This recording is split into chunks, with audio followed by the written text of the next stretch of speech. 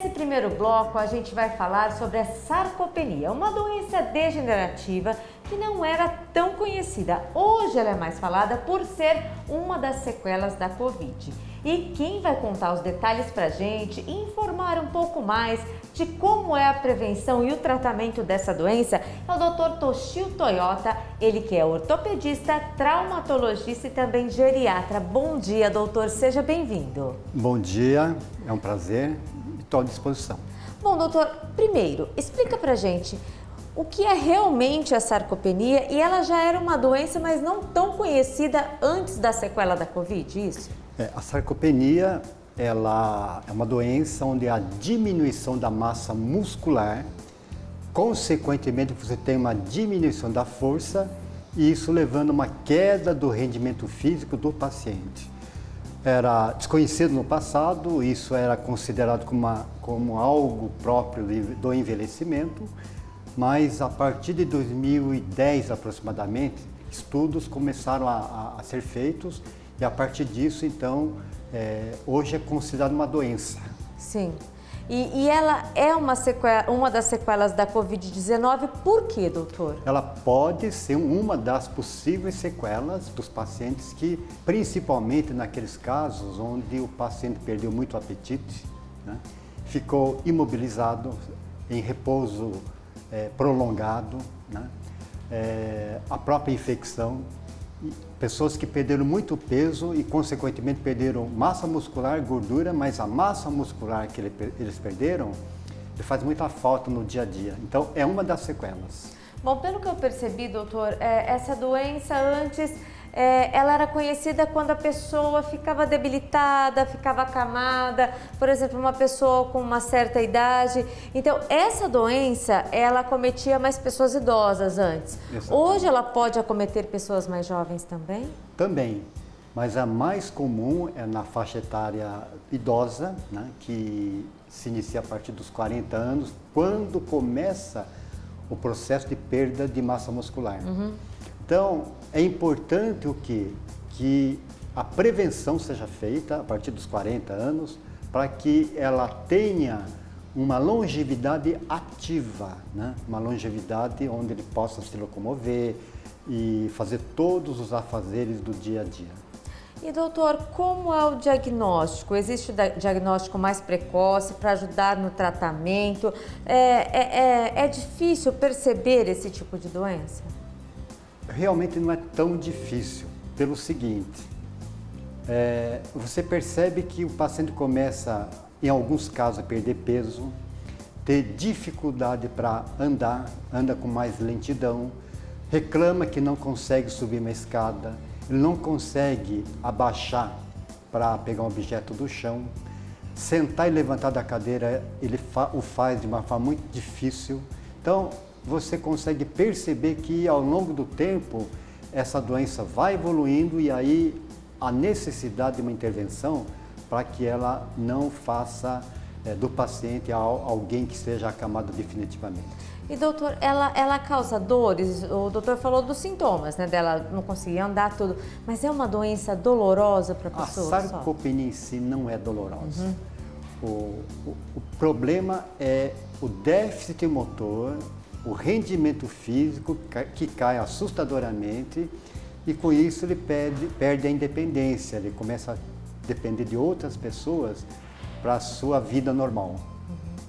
E quais os tratamentos, doutor? Ela tem cura, ela não tem? Porque é uma doença que vem assustando bastante agora, né?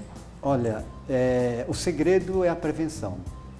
Então é começar a fazer atividade física resistido, ter um aporte proteico necessário, porque é músculo é proteína, então há necessidade do substrato, a proteína, para que o resultado da atividade física seja realmente eficiente. Se tiver algumas outras doenças, é preciso que ele trate também.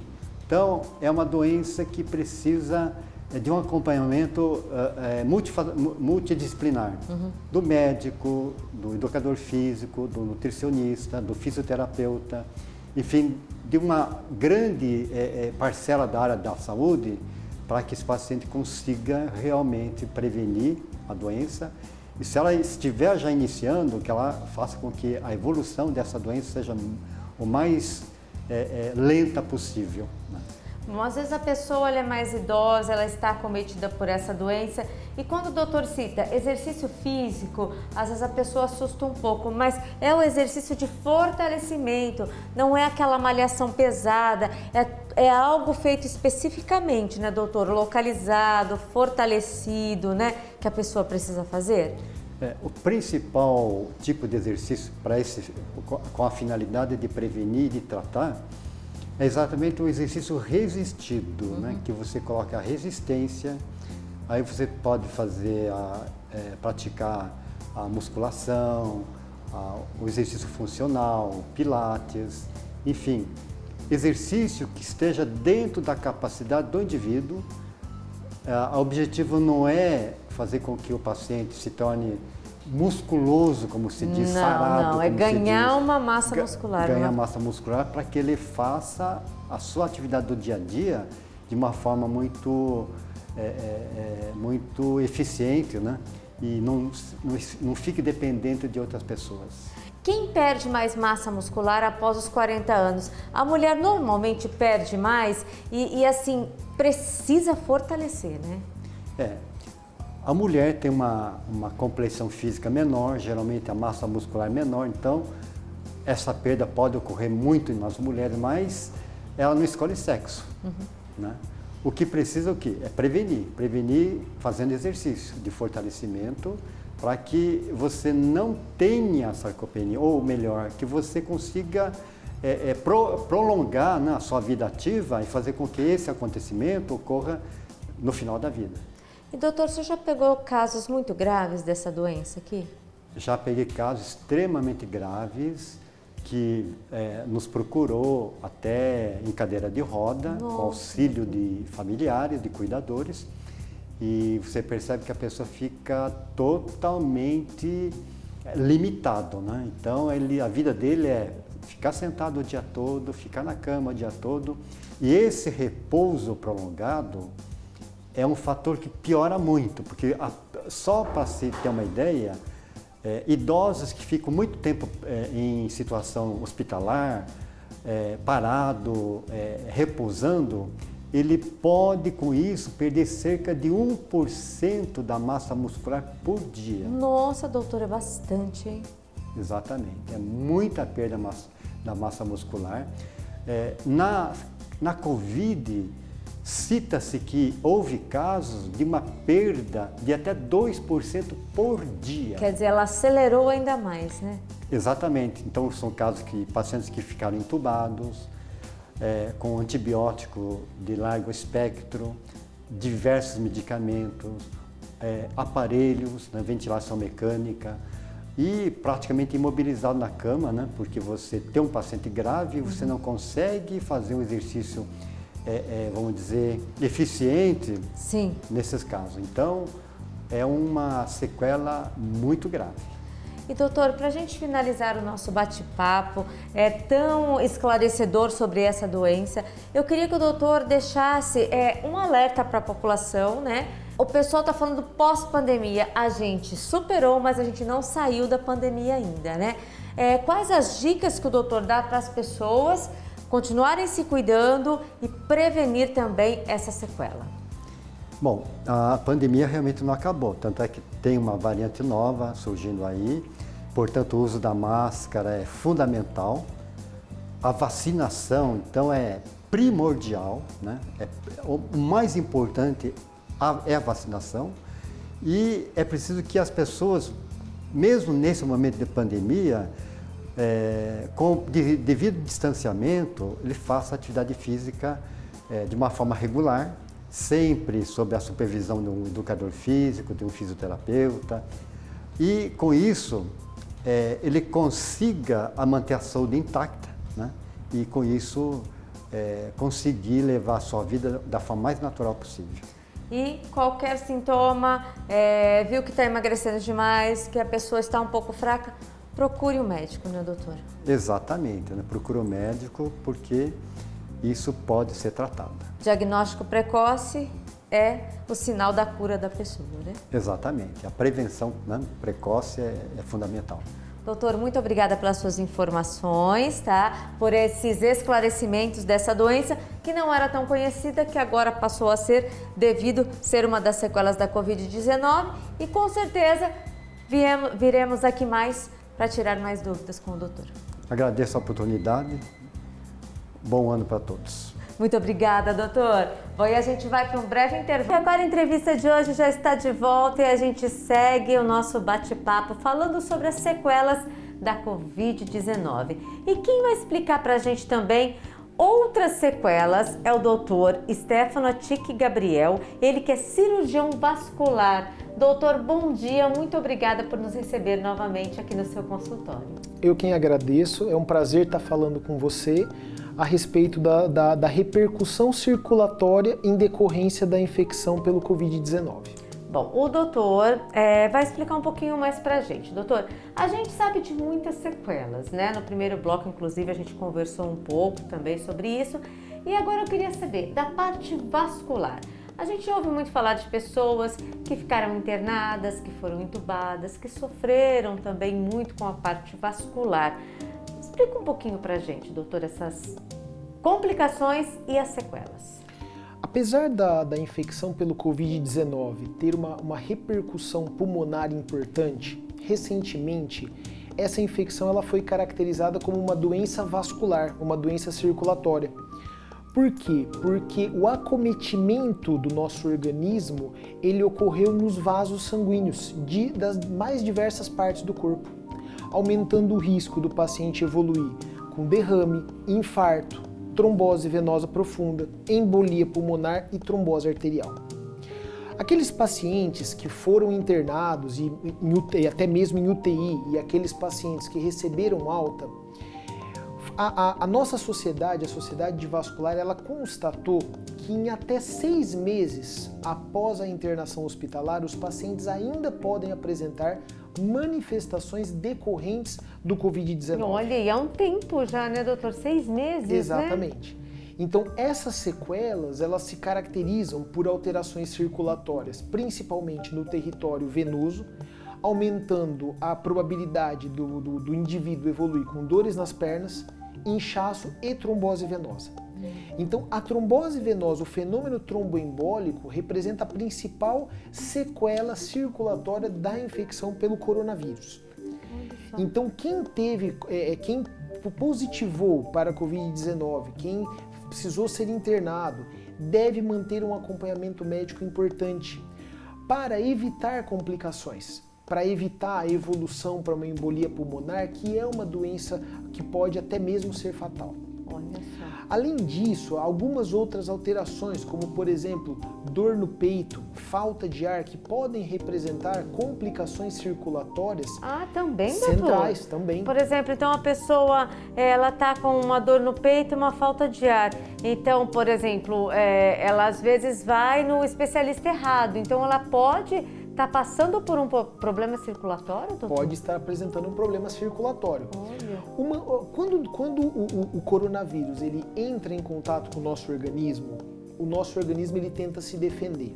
Sim. E na tentativa de se defender, diversos mecanismos fisiopatológicos eles são iniciados com o intuito de tentar controlar a disseminação do vírus no organismo. Mas como as pessoas que não foram vacinadas naquele momento, nós não tínhamos defesa, o nosso organismo respondia com a formação de micro e macrotrombos que ocluíam toda a circulação. Olha a só. circulação cerebral, renal, cardíaca, circulação periférica, causando um quadro circulatório muito importante. Por isso que muitos órgãos paralisavam também, por causa da parte circulatória, doutor? Essa falência múltipla de órgãos, que muitas vezes culminou com uma evolução insatisfatória, representa, na verdade, um acometimento circulatório. Olha só. Por isso que todo paciente que teve contato com o vírus, mesmo que a pessoa não positivou, mas os seus familiares eram positivos, precisa ter o acompanhamento médico de rotina. Olha só, o doutor já até foi para uma parte que eu ia fazer essa pergunta agora, doutor, porque, por exemplo, a gente comentou sobre as pessoas que ficaram internadas, que tem que ter esse cuidado especial, Mas eu iria perguntar até das pessoas que positivaram, que tiveram sintomas leves ou que foram até sintomáticos. Mas até as pessoas que tiveram contato com o vírus que não positivaram podem desenvolver também um problema? Podem, porque a pessoa não pode não saber que ela é positiva. Então, se, por exemplo, uma pessoa convive com os familiares positivos para Covid, mas ela não faz o teste, ela não sabe. Sim. E mesmo que a pessoa tenha se vacinado, mas ela não fez a vacinação completa. Então, hoje nós preconizamos a dose de reforço, então as 2 doses ou até a dose única e uma dose de reforço. Se uma pessoa, por exemplo, não fez o esquema vacinal completo, ela não está totalmente protegida. Porque, gente, os faltosos, tem muita gente que não foi tomar a segunda, que está correndo, às vezes, da 3ª dose, né, doutor? O que dizer para essas pessoas? Vamos vacinar, gente. Muitas pessoas acabam se preocupando com algumas complicações relacionadas à vacina. Não tem nenhuma comprovação, não existe nenhuma comprovação científica de que a vacina cause algum problema circulatório. Sim. Na verdade, a nossa única defesa, a nossa única proteção contra o Covid-19 é a vacinação. Por isso as pessoas elas devem, além de manter todas aquelas as regras básicas de proteção, uso de máscara, dentro do possível manter um distanciamento social, as pessoas têm que se vacinar. Hoje, as informações que nós temos são que as pessoas que ainda estão apresentando complicações não foram relacionadas ao Covid foram aquelas pessoas que não se vacinaram. Daí a importância de ter o seu esquema vacinal completo. E doutor, o senhor explicou muito bem todas essas sequelas, né, sobre a parte vascular, os riscos também. E assim, essa parte de sequelas, ela escolhe idade ou não? Todas as pessoas, independentemente de idade, estão desenvolvendo algumas sequelas? Não existe relação com a idade. É claro que as pessoas mais velhas, então os idosos, eles têm uma predisposição a alterações. Mas toda pessoa que teve o contato com o vírus, ela pode apresentar manifestações tardias. Isso é conhecido como síndrome pós-Covid, que são manifestações clínicas que podem ser das mais diversas possíveis. Pode ser alteração de memória, pode ser queda capilar, dores nas pernas, falta de ar, inchaço, uma trombose, uma predisposição a um evento embólico e que podem acontecer em até 6 meses da internação hospitalar ou da descoberta do vírus. Bom, doutor, o doutor, gente, ele é uma enciclopédia para falar desses assuntos da área de medicina. Conta pra gente um pouquinho o seu currículo, só para as pessoas conhecerem um pouco a sua especialização, doutor, e seu currículo, porque eu vou fazer uma pergunta que ele vai responder daqui a pouquinho. Eu sou cirurgião vascular, cirurgião endovascular, faço a parte de ecografia vascular, que são os exames diagnósticos que investigam toda a parte circulatória. Trabalho na Clínica TIC Gabriel e eu sou professor universitário na Faculdade de Medicina da Unilago. Bom, então o doutor, ele trabalha diretamente com muitos pacientes, muitas pessoas, e durante essa pandemia o trabalho árduo, né, doutor? Além dessas sequelas vasculares, como o doutor analisa todas as sequelas também psicológicas que as pessoas ficaram? O medo é uma das principais sequelas também, doutor acha? O medo, o trauma, a ansiedade, a preocupação com seus familiares, tudo isso teve um impacto muito negativo nas pessoas e nas famílias de um modo geral. Muitas pessoas tiveram a infelicidade de ter parentes próximos que acabaram tendo internações prolongadas ou até mesmo uma evolução insatisfatória, indesejável. Mas é importante que as pessoas entendam que a pandemia ela está no momento sendo controlada, a vacinação ela está sendo oferecida a toda a nossa população e que a gente precisa todos juntos nós podemos superar essa fase de dificuldade da pandemia. Agora falando de vacinação, doutor, para a gente reforçar. A gente já explicou, assim, já passamos todos por esse assunto das sequelas, o medo, tudo que a pandemia deixou de herança, né? E a vacinação, os números estão aí, muitos municípios zerando de internação, zerando de mortes. O nosso sonho é não ver mais nenhuma pessoa internada da Covid-19. Várias alas já foram desativadas, quer dizer, teve uma evolução muito boa. Então, eu gostaria que o doutor reforçasse agora para a gente terminar essa entrevista sobre a vacinação. A partir do momento em que as pessoas elas se vacinaram, que grande parte da nossa população ela tomou a primeira dose e que a segunda dose ela começou a ganhar corpo, as unidades de terapia intensiva elas esvaziaram. Os hospitais de campanha eles foram desativados. Então isso mostra para a nossa população que nós precisamos nos vacinar.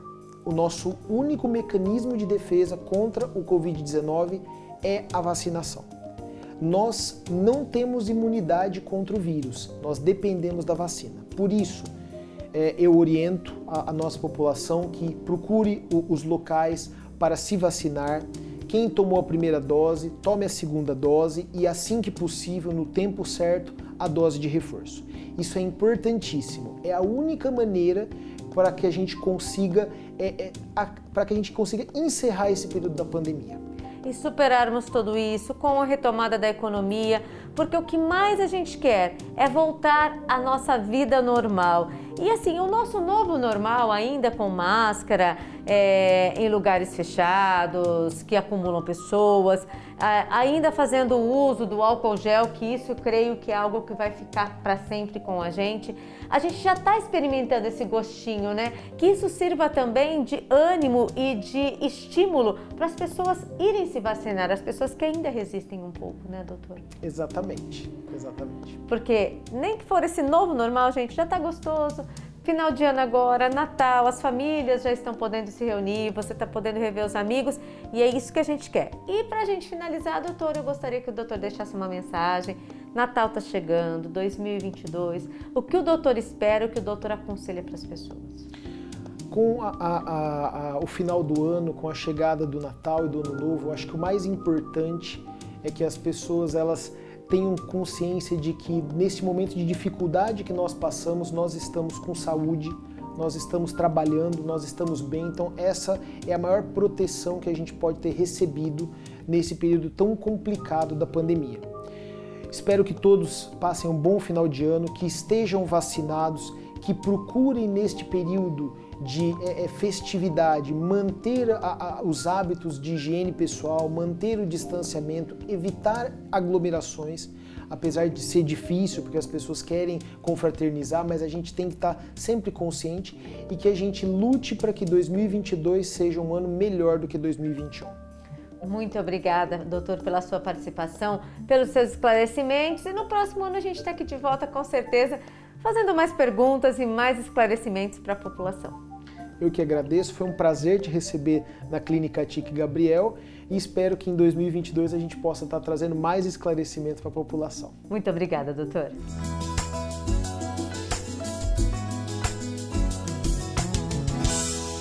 E o Record Entrevista de hoje fica por aqui, mas se você perdeu algum momento das nossas entrevistas, corre lá e acessa recordtvriopreto.com.br, tá tudo lá esperando por você.